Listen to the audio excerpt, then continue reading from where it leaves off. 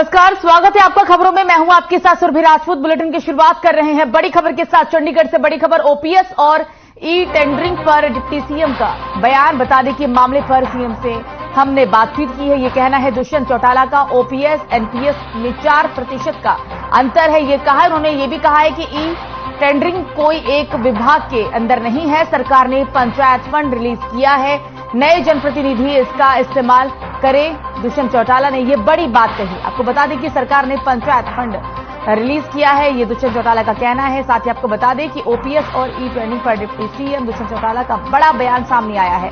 उन्होंने कहा कि इस मामले में सीएम से बातचीत हुई है। ई टेंडरिंग कोई एक विभाग के अंदर नहीं है, सरकार ने पंचायत फंड रिलीज किया है। साथ ही आपको ये भी बता दें कि चंडीगढ़ ओपीएस और ई टेंडरिंग पर डिप्टी सीएम का बड़ा बयान सामने आया है। उन्होंने स्पष्ट शब्दों में कहा है कि इस पूरे मामले को लेकर सीएम से बातचीत हुई है और ई टेंडरिंग कोई एक विभाग के अंदर नहीं आता। ई टेंडरिंग पर डिप्टी सीएम का बड़ा बयान सामने आया। मामले में सीएम से बातचीत हुई। ओपीएस एनपीएस में सिर्फ 4% का अंतर है। ओपीएस को लेकर उन्होंने कहा कि इसमें सिर्फ और सिर्फ 4% का ही अंतर है। सरकार ने पंचायत से बातचीत की है। ओपीएस और ई टेंडरिंग पर डिप्टी सीएम का बड़ा बयान सामने आया। मामले पर सीएम से हमने बातचीत की, ये बड़ी बात कही। ओपीएस एनपीएस में सिर्फ 4% का अंतर है, ये उन्होंने कहा। साथ ही ई टेंडरिंग कोई एक विभाग के अंदर नहीं आता है, ये बड़ी बात दुष्यंत चौटाला ने कही है।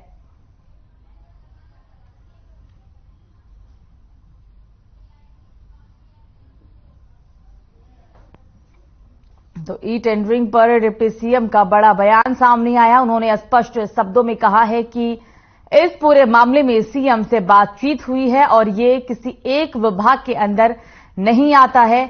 साथ ही उन्होंने ये भी कहा कि ओपीएस और एनपीएस में सिर्फ 4% का ही अंतर है। ये बड़ी बात दुष्यंत चौटाला ने कही। हम आपको ये तस्वीरें भी दिखा रहे हैं। ई टेंडरिंग किसी एक विभाग के अंदर नहीं आता, डिप्टी सीएम दुष्यंत चौटाला ने कहा। उन्होंने ये भी कहा कि इस पूरे मामले को लेकर सीएम से बातचीत हो चुकी है। ई टेंडरिंग किसी एक विभाग के अंदर नहीं आता है। हम ये आपको तस्वीरें भी दिखा रहे हैं। उन्होंने स्पष्ट शब्दों में कहा कि ओपीएस और एनपीएस में सिर्फ 4% का ही अंतर है।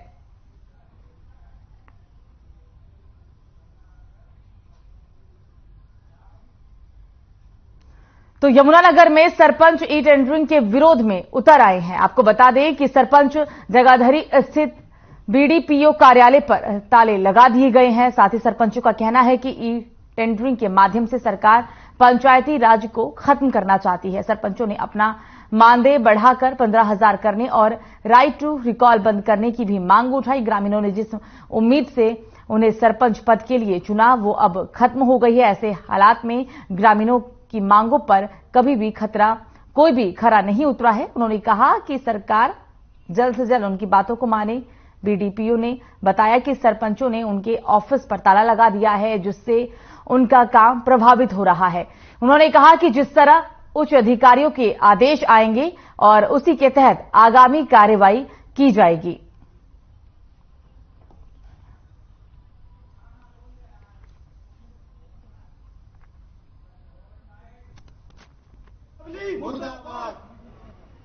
मामला ये है जी, एक तो ई टेंडरिंग बंद, जो ई टेंडरिंग के खिलाफ जो हमने होकर रखा है, ई टेंडरिंग बंद होनी चाहिए।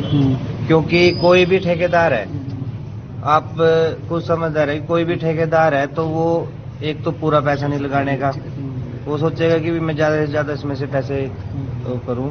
तो हम इसके खिलाफ हैं कि ई टेंडरिंग बंद हो और एक जो रिकॉल राइट टू रिकॉल है उसको वापस किया जाए। तो प्रदेश में वीआईपी ड्यूटी आंदोलनों और आपातकालीन स्थितियों में घंटों सड़कों पर खड़े रहने वाले पुलिस के जवानों को गृह मंत्री अनिल विज ने बड़ी राहत दे दी है। ऐसी स्थितियों में अब अक्सर देखा जाता है कि जवानों को ना तो कुछ खाने को मिलता है और ना ही कुछ पीने को ही मिल पाता है। ऐसे में पुलिस कर्मियों के लिए गृह मंत्री ने बड़ी राहत देने के आदेश जारी किए। उन्होंने गृह विभाग को एक पत्र लिखकर यह आदेश दिया है कि पुलिसकर्मी की ड्यूटी जहां भी लगाई जाती है, उन्हें खाना भी वहीं मुहैया कराया जाए। विज ने कहा कि पुलिसकर्मियों को खाना मुहैया कराने के लिए जिस भी इंफ्रास्ट्रक्चर की जरूरत होगी वो दी जाएगी, चाहे खाने के टिफिन खरीदने पड़े या जोमेटो जैसी सुविधा देनी पड़े।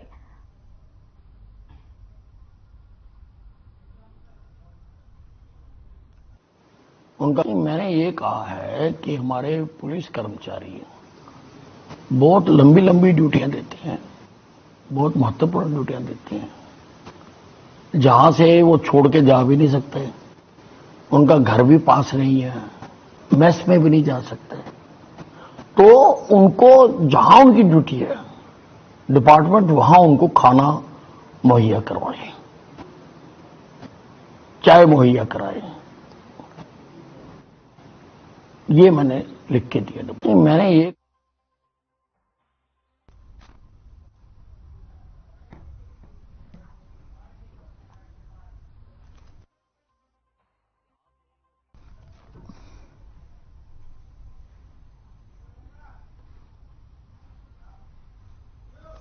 तो खबर यमुनानगर के रादौर क्षेत्र से, जहां एंटी नारकोटिक्स सेल ने एक नशा तस्कर को गिरफ्तार किया। उस पर लंबे समय से युवाओं को नशा बेचने का आरोप भी है। एंटी नारकोटिक्स सेल के इंस्पेक्टर प्रमोद वालिया ने बताया कि रादौर में नशा बेचने की सूचना मिलने के बाद टीम गठित की गई, जिसके बाद फौरन तस्कर को गिरफ्तार भी कर लिया गया है। साथ ही उससे तलाशी के दौरान 17 ग्राम स्मैक भी बरामद की गई है।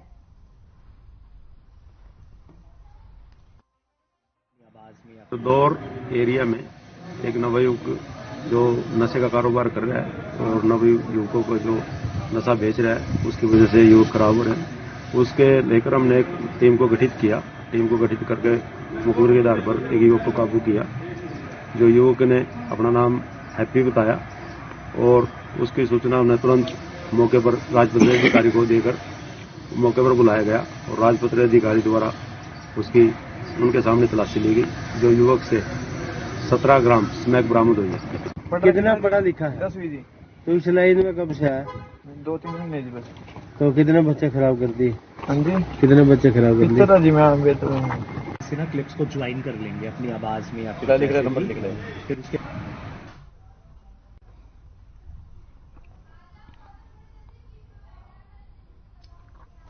तो पूरे उत्तर भारत में लगातार पड़ रहे घने कोहरे और कड़ाके की ठंड किसानों के चेहरे पर खुशी लेकर आई है। घना कोहरा और कड़ाके की ठंड गेहूं की फसल के लिए किसी रामबाण से कम नहीं है। कृषि विभाग के अनुसार ठंड अब की बार देर से जरूर पड़ रही है, लेकिन बहुत ही अच्छी पड़ी है। लेकिन मकर संक्रांति के बाद तापमान में बढ़ोतरी होने से गेहूं की फसल में बीमारी लगने का खतरा भी बढ़ जाता है, जो किसानों की चिंता को बढ़ा देता है। वहीं कृषि विभाग ने किसानों को सलाह दी है कि वो 20 फरवरी सावधान रहें और अपनी फसल को हर रोज चेक करते रहें। अगर ऐसे कोई लक्षण उन्हें नजर आए तो वो कृषि विभाग से सलाह लेकर संपर्क करें। तो मकर संक्रांति के बाद तापमान जरूर बढ़ा है, लेकिन इस बार की ठंड के कारण और कोहरे के कारण किसानों को काफी फसलों में फायदा भी पहुंचा है। ये तस्वीरें हम आपको अंबाला से दिखा रहे हैं। पूरे उत्तर भारत में लगातार पड़ रहे घने कोहरे और कड़ाके की ठंड किसानों के लिए अच्छा रहा और किसानों के चेहरे इसके लिए खिल उठे हैं। घना कोहरा और कड़ाके की ठंड गेहूं की फसल के लिए काफी अच्छी मानी जाती है। कृषि विभाग के अनुसार ठंड अब की बार देर से जरूर पड़ी, लेकिन बहुत अच्छी पड़ी। लेकिन आपको बता दें कि मकर संक्रांति के बाद तापमान में बढ़ोतरी होने से गेहूं की फसल में बीमारी लगने का खतरा बढ़ गया और इससे किसानों की चिंता भी बढ़ गई है। वहीं कृषि विभाग ने किसानों को सलाह दी है कि वो 20 फरवरी तक सावधान रहें और अपनी फसल को हर रोज चेक भी करते रहें। और अगर ऐसे में कोई लक्षण उन्हें नजर आए तो वो तुरंत इसके लिए कृषि विभाग से सलाह ले और संपर्क भी करें।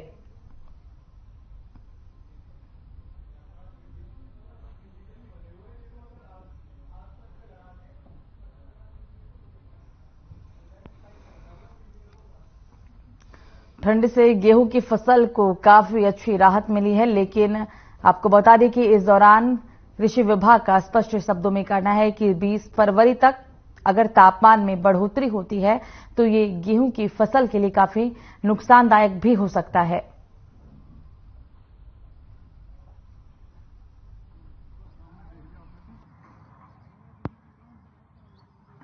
जो चिलिंग रिक्वायरमेंट थी फसलों की वो काफी अच्छी रही है अब मकर संक्रांति के बाद परंपरागत तौर पर जो तापमान में बढ़ोतरी होती है उसमें हमें फुटहिल्स ऑफ शिवालिक, जो हमारे शिवालिक के नीचे के जिले हैं पंचकुला, अंबाला, यमुनानगर, कुछ भाग कुरुक्षेत्र का भी, यहाँ कुछ विशेष तौर पर हमें सावधान रहने की जरूरत है। अप टू 20 फरवरी 20 फरवरी तक हमें विशेष तौर पर सावधान रहने की जरूरत है।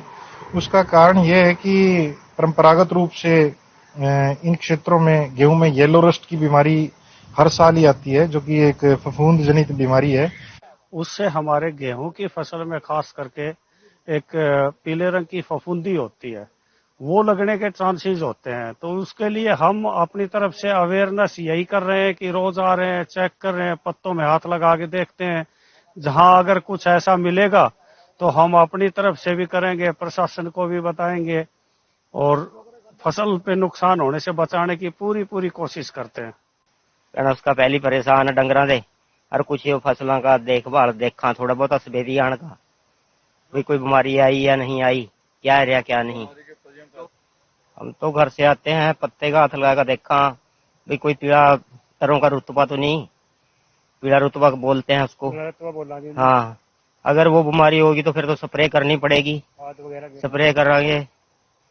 चिंता तो रहती है सारा दिन, कुछ डंगरा से चिंता है रही, कुछ वैसी चिंता है रही डंगरा ने बीमारी से भी। और पहली तो बात ये आई, अब थोड़ी तो इतनी सर्दी पड़ी ना, जो पहले पड़ती थी, जो सर्दी पड़ती थी हमारी को फसल को लग थी वकने को।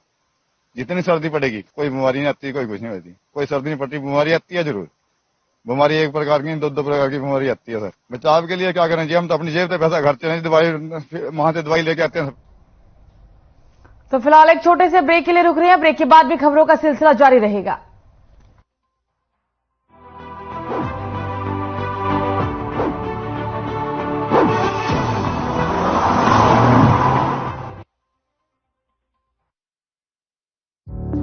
Through constant innovation, the group provides its clients with value-added, environment-friendly products. We are committed to provide quality products and services at optimum cost with the continuous improvement in the quality management system.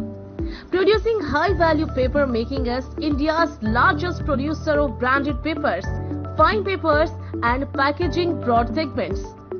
Focused on customers in all our operations. Hence, extensive investments are made towards people and people practices. KRPL was leading eco-friendly paper from agro residue.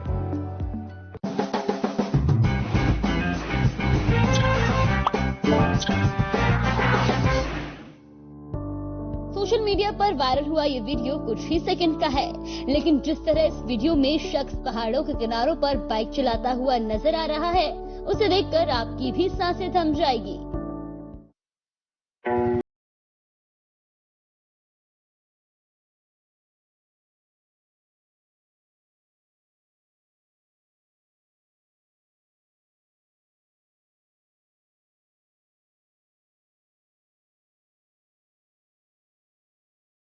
Video तेजी से viral हो रहा है, जिसमें 7 लोग एक ही bike पर बैठते नजर आ रहे हैं। हैरानी की बात तो ये है कि इन 7 लोगों में से 3 बड़े हैं, जबकि 4 बच्चे हैं, और बच्चों को जिस तरह एडजस्ट करके बैठाया गया है वो काफी खतरनाक लग रहा है।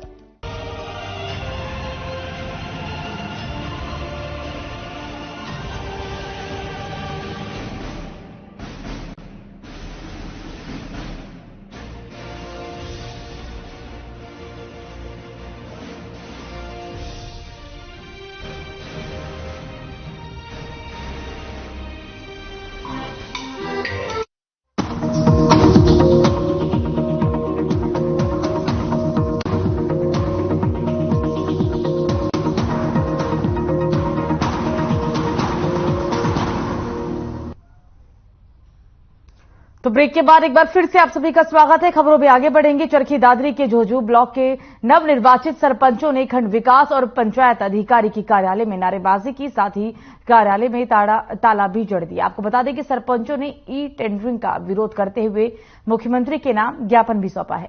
नवनिर्वाचित सरपंचों ने कहा है कि ई टेंडरिंग का विरोध पूरे प्रदेश में हो रहा है। जब तक सरकार ई टेंडरिंग को वापस नहीं लेती तब तक उनका धरना प्रदर्शन जारी रहेगा। आगे कहा कि सरकार बेवजह सरपंचों को परेशान करने पर तुली हुई है। ई टेंडरिंग को बंद करना चाहिए ताकि गांव में सुचारू रूप से काम हो सके।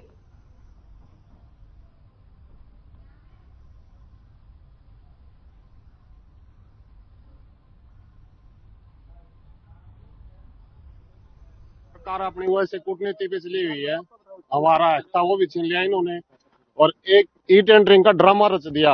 ई टेंडरिंग से भ्रष्टाचार मिट जाएगा किसी भी तरह से, तो इस ड्रामे को बंद करके और गांव के विकास को ठीक करवाने का काम करे सरकार। हमारी सभी की जोजू ब्लॉक के जितने भी सरपंच है एक ही मांग है कि ई टेंडरिंग बंद करी जाए और जो सरपंच साथी अपना गांव का विकास अपने हिसाब से करना चाहते हैं उनको छूट दी जाए, पहले की तरह जो छूट थी उसको लागू किया जाए।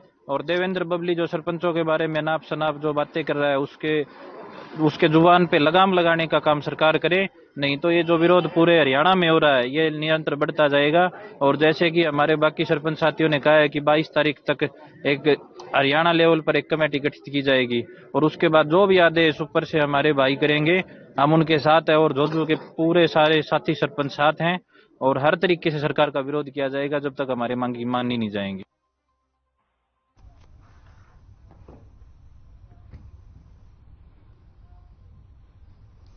तो रतिया में अपनी मांगों को लेकर मजदूर किसान भड़क उठे हैं। आपको बता दें कि जिन्होंने एसडीएम कार्यालय के आगे बैठकर धरना प्रदर्शन किया, इस दौरान मजदूरों ने चेतावनी दी कि अगर प्रशासन ने जल्द उनकी मांगों को पूरा नहीं किया तो वो अनिश्चितकालीन धरना देंगे और बड़ा आंदोलन भी करेंगे। बता दें कि इस धरना प्रदर्शन में महिलाएं भी शामिल है। साथ ही संगठनों ने मुख्यमंत्री के नाम एसडीएम को ज्ञापन भी सौंपा है।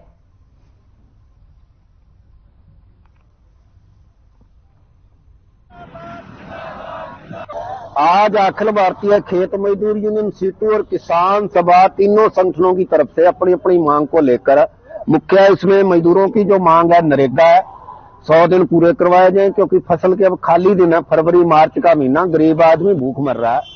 तीसरा राशन कार्ड, बड़ी अजीब बात है, जो सर्वे कर रहा है वो जो सर्वे वाली बूथ कमेटी है उसमें बीजेपी के कार्यकर्ता है, जो गरीब आदमी है उनका तो पीड़ा भी नहीं बनया और जो तकड़े आदमी है उनका गुलाबी भी बन चुका है। ये क्या पैमाना है समझ नहीं आ रहा लोग। तो खबर बल्लभगढ़ से, जहां ई टेंडरिंग और विकास के लिए 2 लाख की लिमिट सरकार ने तय कर दी थी, जिस पर कई गांवों के सरपंचों ने प्रदर्शन किया। वहीं बल्लभगढ़ विधानसभा के गांवों के सरपंचों ने सरकार की ई टेंडरिंग और विकास कार्यों के लिए दी गई 2 लाख की लिमिट के इसके विरोध में ही प्रदर्शन किया है। साथ ही बता दें कि इस दौरान सरपंचों ने मांग करते हुए कहा है कि ई टेंडरिंग को लेकर बनाए गए नियमों को सरकार रद्द करे। साथ ही सरपंचों ने ई टेंडरिंग को सरपंचों की ताकत कम करने वाला कानून बताया। बता दें कि सरकार ने उनकी मांग नहीं मानी तो जिले के बीडीओ कार्यालय पर ताला जड़ा जाएगा, ये कहना था सरपंचों का।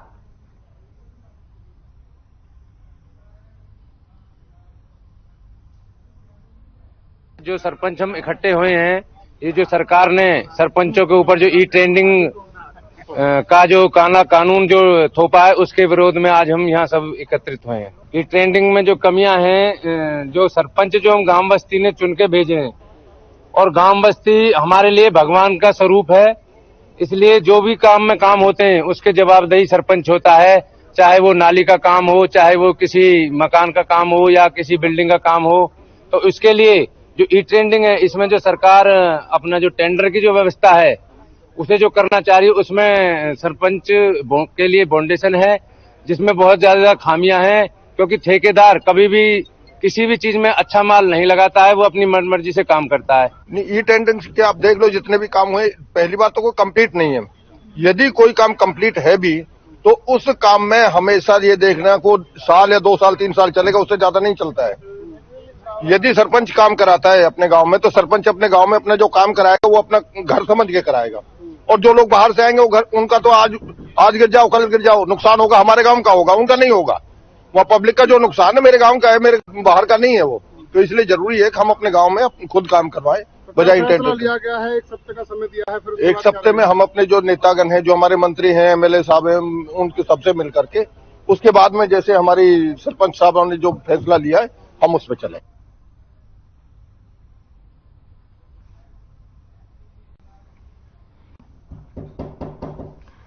तो पूरे उत्तर भारत में लोग शीतलहर का प्रकोप झेल रहे हैं, लेकिन इसी का नाजायज फायदा उठाकर रेवाड़ी के सरकारी दफ्तरों में कुछ कर्मचारियों और अधिकारियों की लेट लतीफी भी देखने को मिल रही है। आपको बता दें कि रेवाड़ी की सीएम फ्लाइंग ने एचएसवीपी और डीटीपी कार्यालयों सहित एक अन्य कार्यालय पर रेड भी की और इस दौरान 7 कर्मचारी और अधिकारी ड्यूटी से नदारद मिले, जिसकी वजह से इस दौरान कार्रवाई की रिपोर्ट उच्च अधिकारियों को भेज दिए गए हैं।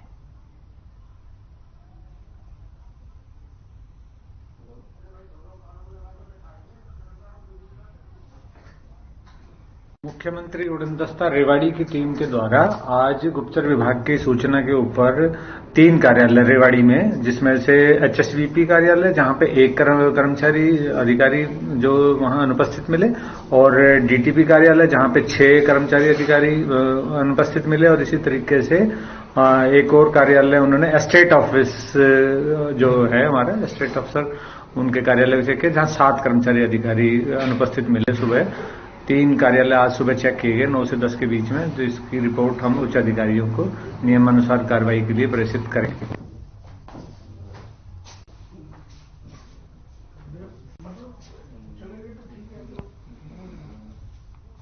तो गुरुग्राम के थाना सेक्टर 53 में चोरी की वारदात सामने आई, जहां चोरों ने आरडी मॉल स्थित लाइन्स डिजिटल स्टोर में हाथ साफ कर दिया। बता दें कि रात में स्टोर कर्मचारी स्टोर को सही से बंद कर चले गए थे, लेकिन अगले दिन जब कर्मचारी स्टोर खोलने के लिए पहुंचे तो स्टोर का मेन गेट खुला मिला और स्टोर के अंदर से 60 आईफोन, 5 एप्पल स्मार्ट वॉच और 3 लैपटॉप गायब मिले। वहीं पुलिस ने आगे की कार्रवाई शुरू करते हुए इस मामले में 2 आरोपियों को भी गिरफ्तार कर लिया है।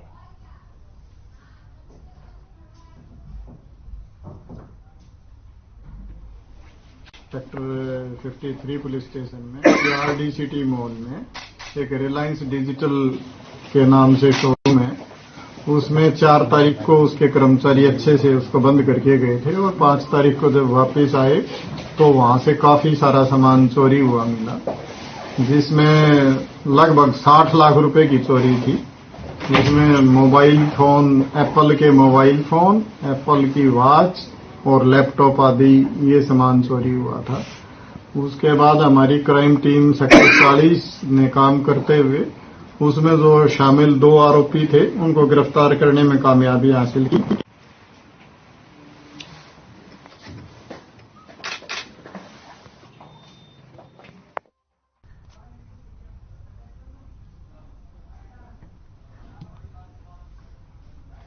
तो फिलहाल खबरों में मुझे दीजिए इजाजत। नमस्कार।